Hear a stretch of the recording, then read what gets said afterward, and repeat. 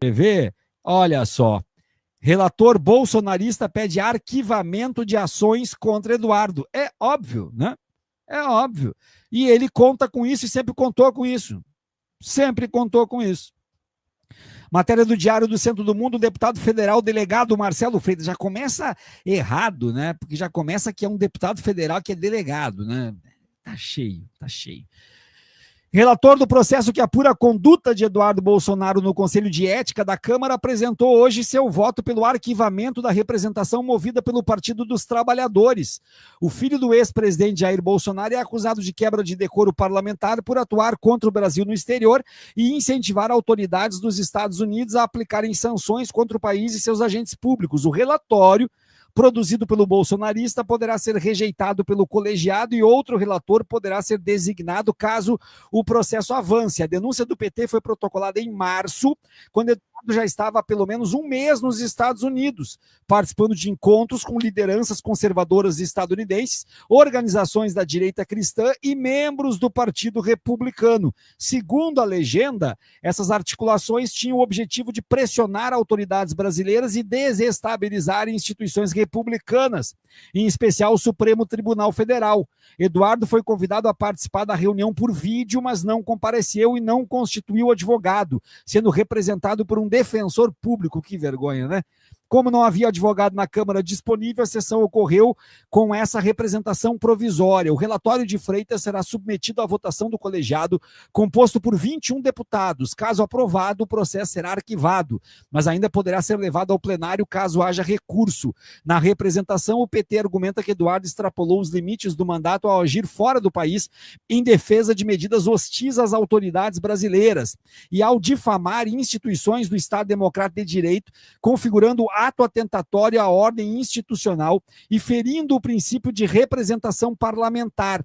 Os petistas também citam declarações de apoio público do deputado às sanções econômicas dos Estados Unidos contra produtos e autoridades brasileiras interpretadas como atentado à soberania nacional.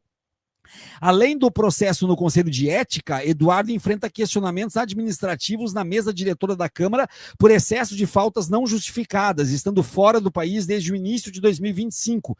Tentativas de evitar a perda do mandato, como a nomeação para líder da minoria, foram barradas pelo presidente da Câmara, Hugo Mota, do Republicanos da Paraíba. Então, é essa a informação de momento e que não surpreende em absolutamente nada. E eu já vou aqui fazer alguns agradecimentos antes de trazer o nosso convidado para cá.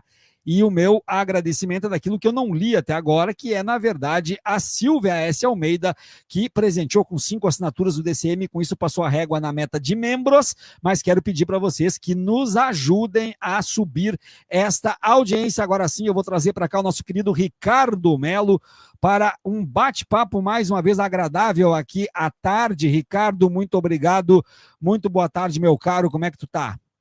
Tudo bem, professor Viaro? Como é que está você? Como é que está todo mundo aí da comunidade do DCM? Boa tarde para todo mundo. Obrigado pelo convite.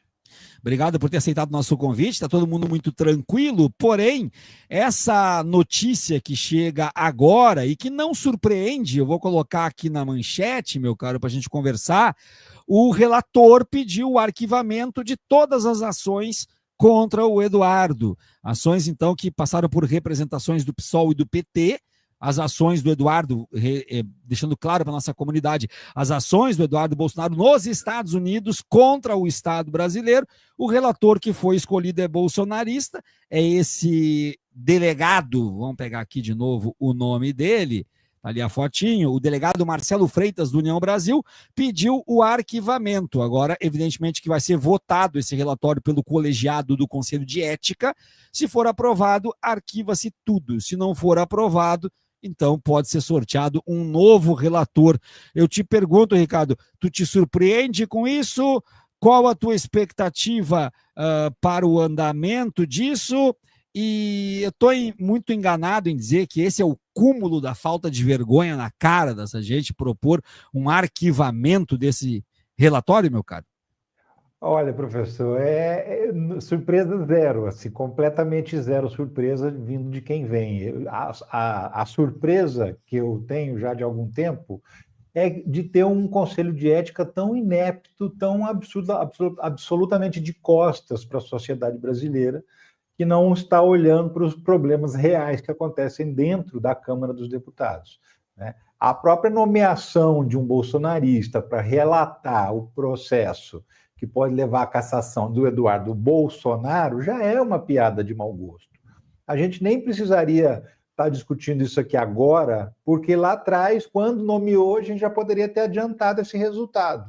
Já poderíamos ter dizer, ó, tá tranquilo para Eduardo Bolsonaro, não corre nenhum risco, porque colocaram um parceiro dele lá, mas assim, parceiro de forma muito descarada, né? É o cúmulo realmente do descaramento, eles não têm mais vergonha de demonstrar que estão de costas para a sociedade. O Conselho de Ética e um quiosque das Havaianas quer dizer a mesma coisa, não significa absolutamente nada para o propósito da existência do Conselho de Ética, que é avaliar o comportamento de deputados, o comportamento fora do padrão aceitável para que uma pessoa permaneça no cargo de deputado federal. Essa é a função. E aí você tem um joguinho de cartas marcadas, você vê, você tá olhando aí o Conselho de Ética, né? Vou ler aqui para nossa comunidade, inclusive, quem é o Conselho de Ética. O presidente Assim. O presidente é o Fábio Chioché, do União Brasil. O primeiro vice é o delegado Marcelo Freitas, que ficou de relator. O segundo vice é o Albuquerque, do Republicanos.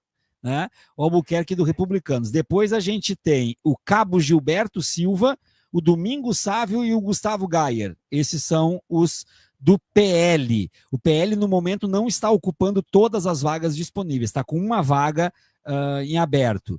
Depois tem os suplentes do PL, delegado Paulo Bilinski. Gente com ética lá. É, mais ou menos isso. Paulo Bilinski, Fernando Randolfo, Rodrigo Dazaeli e Sargento Gonçalves. Depois a Federação PT-PCdoB, PV, Dimas Gadelha, João Daniel e Maria do Rosário. Suplentes é o Raymond e o Welter. União Brasil, delegado Marcelo Freitas, que é ele, o relator, Fábio Chioché, do União. E Moisés Rodrigues é suplente. O PP, João Leão e Júlio Arcoverde. Os suplentes são a J. Albuquerque e delegado Fábio Costa. O MDB, Acácio Favacho e Ricardo Maia, suplente Gutenberg Reis. PSD, Castro Neto, Zé Haroldo Catedral, suplentes Gilson Marques e Luciano Amaral. Republicanos, Albuquerque e Gustinho Ribeiro, suplente Ricardo Aires. O Podemos é Nelly Aquino e suplente é Dr. Vitor Linhales. Federação PSDB Cidadania é o Fausto Júnior, não tem suplente. PDT é o Josenildo, suplente é a Duda Salaber. E a Federação PSOL Rede, Chico Alencar, e o suplente é o Paulo Lemos. São esses, então, que compõem o Conselho de Ética, Ricardo. A gente tira aí, sei lá, 6, 7 pessoas que realmente estão preocupadas com fazer o que se propõe a fazer o Conselho de Ética. Do restante, de tudo que você falou aí, a maioria, quase todo mundo é picareta, né? Está na picaretagem, está no Conselho de Ética para praticar a picaretagem, de ignorar as coisas que são quebra de decoro parlamentar, que são atentados contra a soberania nacional, como está cometendo Eduardo Bolsonaro.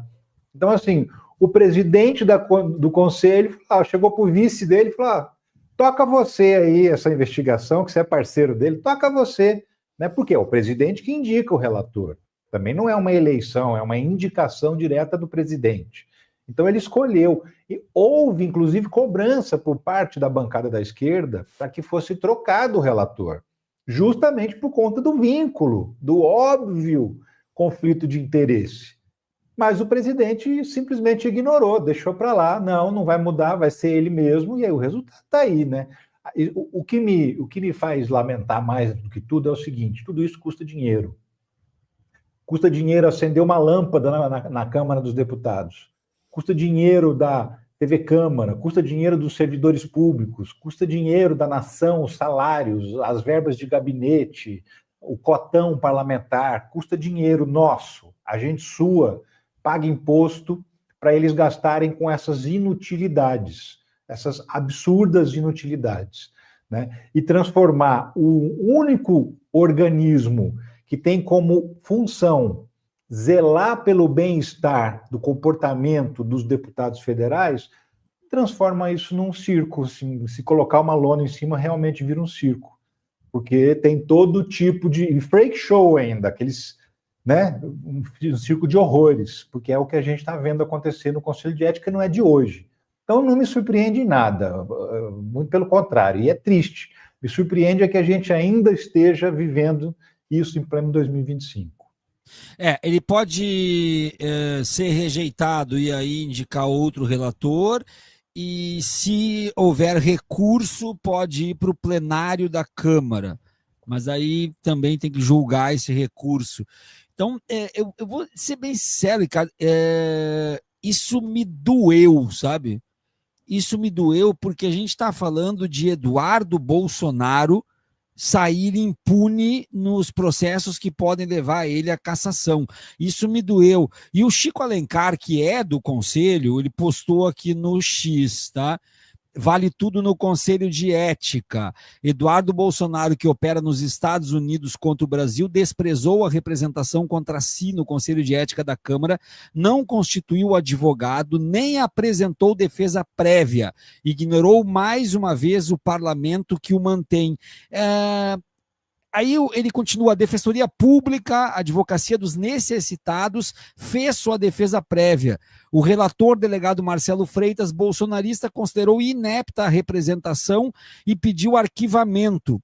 Um aval aos ataques à soberania nacional, ao golpismo e ao deboche continuado contra a própria Câmara. Pedimos vistas nesse ambiente onde elas andam tão turvas. Então, o Chico traz mais um elemento aqui que não está na matéria. O relator pediu arquivamento porque considerou inepta a representação através da Defensoria Pública, porque o Eduardo não constituiu o advogado.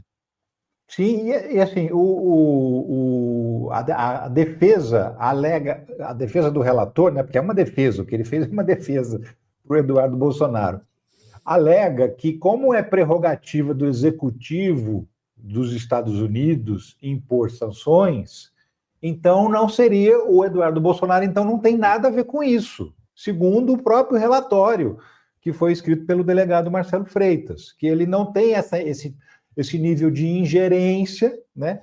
Quando a gente tem o próprio admitindo a sua ingerência em vídeo, em áudio, admitindo as reuniões que fez, com quem falou, comemorando as sanções que o Brasil sofreu de todo tipo, né? Comemorando as sanções contra autoridades brasileiras, dizendo: tem meu dedo aí, Paulo Figueiredo fazendo a mesma coisa, postando foto na porta da Casa Branca, postando foto em atividades junto com deputados e senadores republicanos, fazendo todo um trabalho e exibindo esse trabalho na cara de todo mundo.